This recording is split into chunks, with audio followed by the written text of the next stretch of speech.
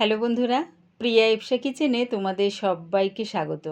আজকে তোমাদের সাথে শেয়ার করলাম দারুণ স্বাদের চটজলদি একটা পাস্তার রেসিপি। রেসিপিটা ভালো লাগলে প্লিজ আমার চ্যানেলটিকে লাইক ও শেয়ার করে দিও। তবে দেখে নাও আমি এটা কেমনভাবে তৈরি করি। পাস্তা করার জন্যে প্রথমে পাস্তাটাকে সেদ্ধ করে নিতে হবে।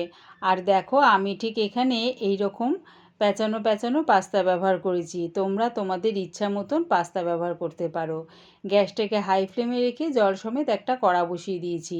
জলটা ফুটে গেলে পাস্তাগুলো এর মধ্যে দিয়ে দিলাম হাফ চামচের মতন নুন। নুনটা ভালো করে জলের সাথে মিশিয়ে নিয়ে পাস্তাটা সেদ্ধ হওয়ার অপেক্ষায় রইলাম। পাস্তাটা সেদ্ধ হয়ে গেছে প্রায় 80 ভাগের মতন। এর থেকে কিন্তু আর বেশি সেদ্ধ করব না। এবারে এটা একটা ছিদ্রওয়ালা বাটির মধ্যে নাবিয়ে নিলাম। তোমরা চাইলে একটা ঝুড়ির মধ্যেও নাবিয়ে নিতে পারো। নাবিয়ে নিয়ে পাস্তার মধ্যে 1 মগের মতন ঠান্ডা জল দিয়ে দিলাম। গ্যাসটাকে মিডিয়ামে রেখে একটা কড়া বসিয়ে দিয়েছি। তার মধ্যে দিয়ে দিলাম 2 চামচের মতন রিফাইন তেল। তেলটা গরম হয়ে গেলে দুটো বড় সাইজের টমেটো একটু বড় বড় টুকরো করে কেটে দিয়ে দিলাম 6-7টা রসুনের কোয়া আর স্বাদ অনুযায়ী নুন। একটু নাড়িয়ে চাড়িয়ে চাপা দিয়ে টমেটোটা নরম হতে দিলাম। মাঝের মধ্যে চাপাটা খুলে একটু নাড়িয়ে চাড়িয়ে নিয়েছিলাম। দেখো টমেটোটা বেশ নরম হয়ে গেছে। এবার এটা ঠান্ডা করে মিক্সির জারে দিয়ে একটা পেস্ট বানিয়ে নেব। গ্যাসটাকে হাই ফ্লেমে রেখে একটা কড়া বসিয়ে দিয়েছি।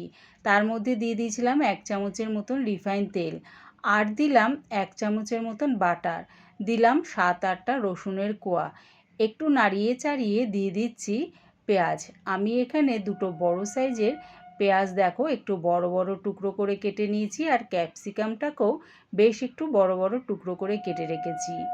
দুটো একই মাপের কাটার চেষ্টা করেছি। প্রথমে পেঁয়াজটা দিয়ে একটু নাড়িয়ে চাড়িয়ে হালকা করে ভেজে নিয়ে তারপরে ক্যাপসিকামটা দিলাম স্বাদ অনুযায়ী নুন। নুনটা এখানে বুঝেই ব্যবহার করো। টমেটোটা সেদ্ধ হওয়ার সময় নুন দিয়েছিলাম আর ওইদিকে পাস্তাটা সেদ্ধ হওয়ার সময় নুন দিয়েছিলাম।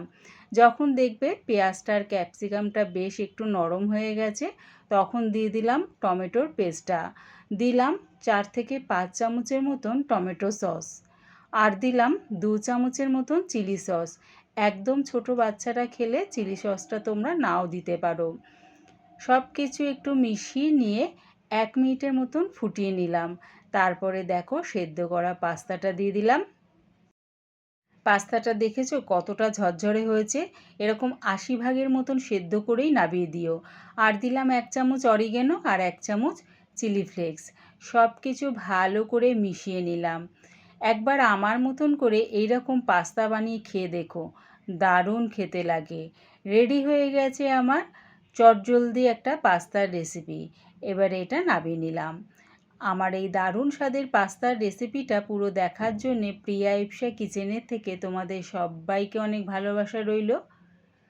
রেসিপিটা ভালো লাগলে প্লিজ আমার চ্যানেলটিকে সাবস্ক্রাইব করে দিও।